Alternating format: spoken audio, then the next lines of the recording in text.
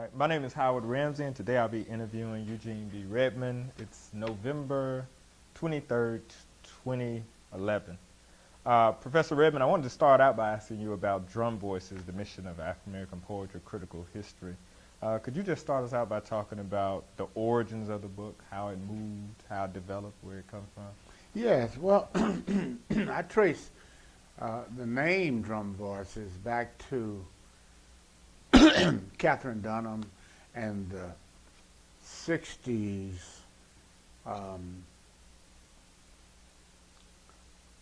variations on the movements, the historical movements, the 60s updates and variations on various social movements, especially as they relate to African Americans, the so-called multicultural people. So that term is one that I was very pleased to be able to use. I'm not quite sure. I'm not sure whether it originated with me or not. I know there was always the drums and the voices were always connected, and the words were connected, and the ideas and entities were connected. But I do know that I wouldn't have used a word like drum voices, and I think I might have connected those two words. I mean, I might have been the first person that I knew of to connect the two, to actually, juxtapose them. Because I'd seen drums and voices, maybe drums and voices or drum voices, but broken up. And I noticed that people will spell check, will tell me to break up the word. So most people around me seem to be more familiar with drum voices as two words. But coming out of Washington University in the mid-60s, I would not have naturally used drum voices. For example, been thinking of drum voices as a title for something literary, because I've been, the training was classical and modern. That was the matrix out of which I came.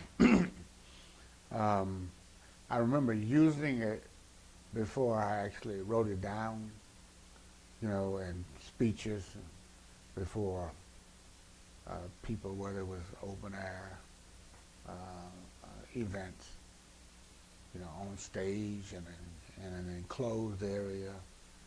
If I was doing one of dozens and dozens of radio and TV interviews, I remember using that in the 60s. Before I wrote anything down, or if I wrote it down, it was just something to trigger, a note on a paper, on a pad to trigger what a stream of thought and discussion.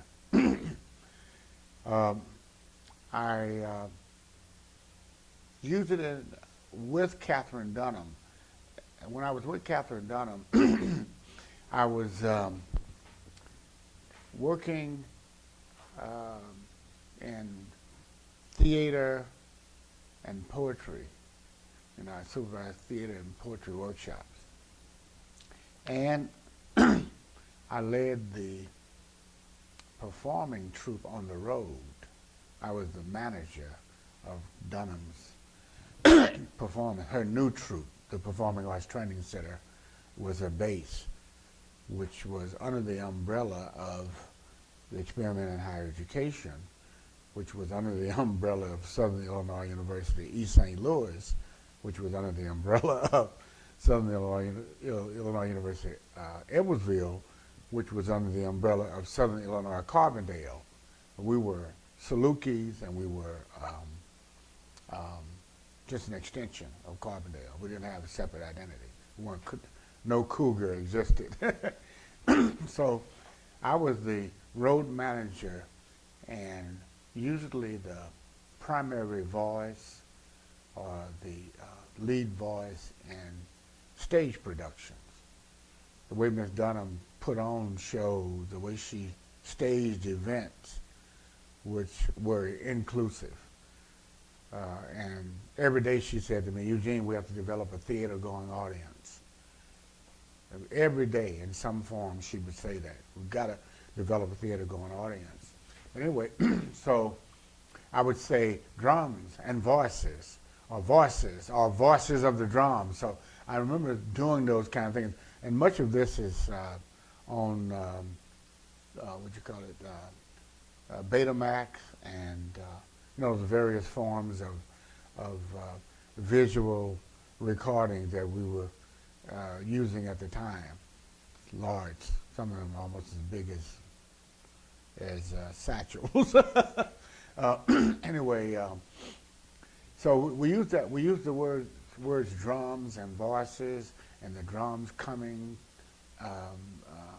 as voices, like approaching, almost like some kind of stampede, or like horses and a cavalry. I mean, it was always a watch the drums are coming. You know, there'd be this mushrooming of sound, and then the feet. So we and some of my notes I have drum feet. In fact, the first poem that I remember writing that appears in Songs from an Afrophone has the word drum feet, or the words drum and feet several times. This is all, you're talking 60s, early 70s. And so what I was doing, I was disengaging from that heavily academic to the streets, although I never really left it because Wash U is in an urban community, you know, so I never really left it, but I had to buckle down and sort of go underground to get through with that work at Wash University. So that's how I remember drum voices coming about. At the same time, I was reading African poetry, and one of the things that was notable to me that stood out about African poetry was the constant reference to drum. You know, I was reading Okopitek. I was reading, you know, people like Derek Walcott. I was reading Edward Kamau Braithwaite. I was reading Ezekiel Mpashilele, anthologies of African poetry that were put together by people like Langston Hughes and Uli Bayer and people like that, reading the works of the German critic who did the book on Nomo and you know, Outline of the New African Culture. There's constant references to drums.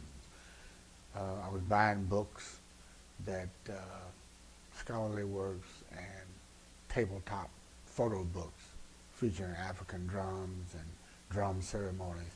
So I was beginning to immerse myself in the drum culture. Not to mention that as kids in East St. Louis, a lot of us were beating different tops. We made our own drums. We had oatmeal boxes, we had tubs, we had washing boards, we had buckets. We turned them over. Anything that you could beat on, we would fill bottles and glass